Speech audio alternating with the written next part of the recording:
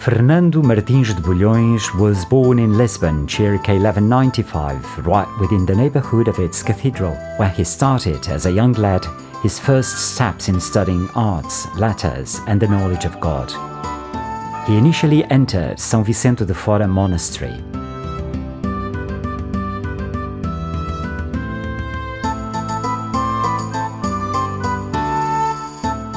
Sometime later, the inner challenging feeling of a certain restless mind led him to Coimbra, to the monastery of the Canons Regular of the Holy Cross, where he could find one of the best equipped libraries in Europe.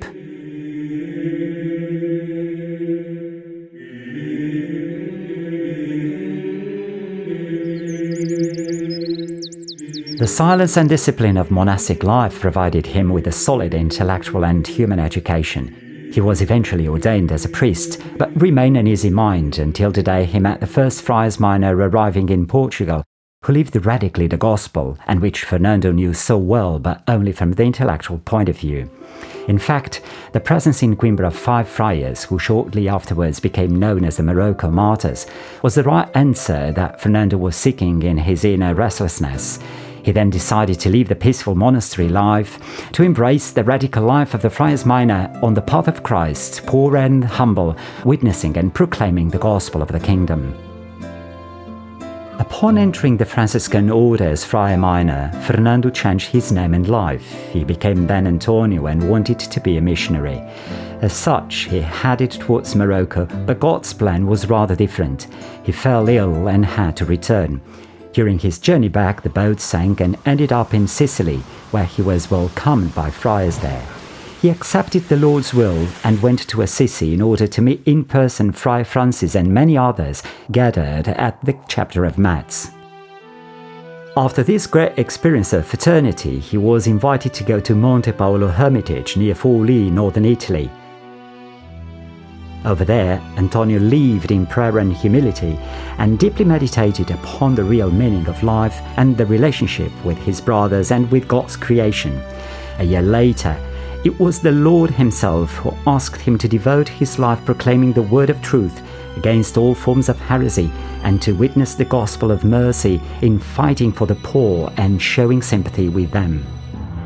From this moment on, his life was a struggle against time. He literally spent all his energy and health on trips that took him from northern Italy to southern France to make known the God's word. The word that cheers up the heart is a balm of forgiveness, reconciles and renews one.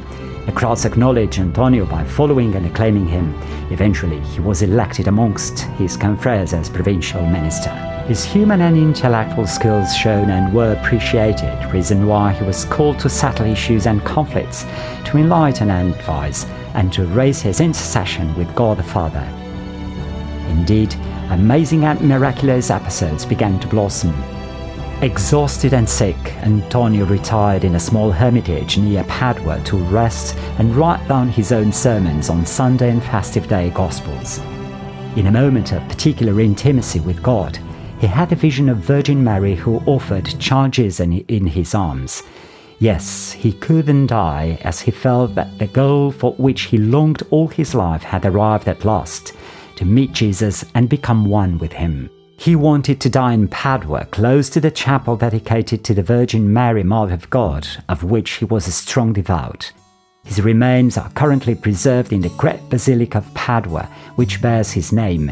Antonio from Lisbon, from Coimbra, from Padua, from the whole world. After he was canonized in 1232, the confreres of Santo António convent in Coimbra expanded its chapel and dedicated the new chapel to Saint Anthony, naming it as Santo António dos Olivais, standing for Saint Anthony of the Olive Fields.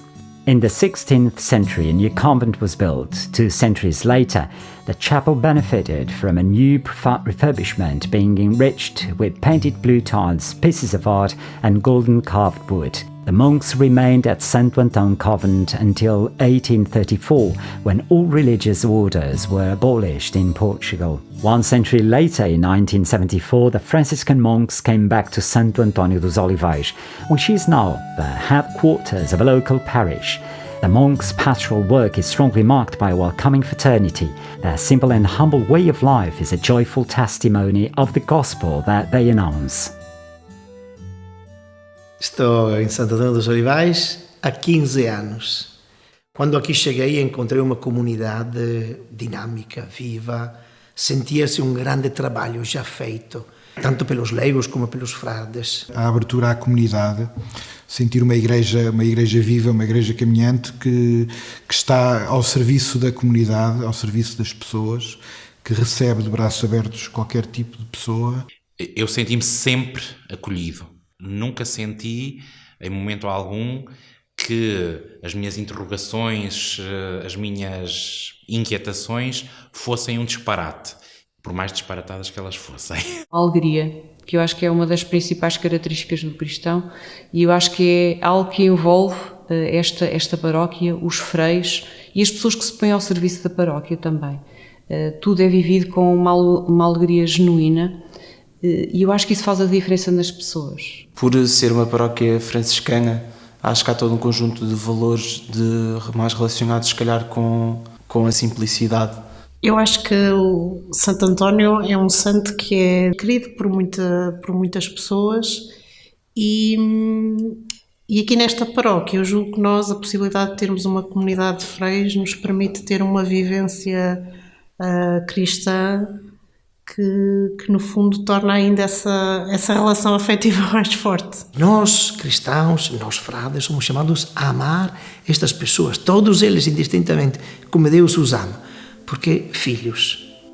Mas podemos trabalhar pela promoção social, pela ajuda dos últimos, dos pobres, dos marginalizados.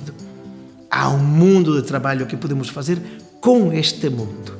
Este mundo é o lugar onde Deus vive. Neste mundo queremos jogar a nossa vida.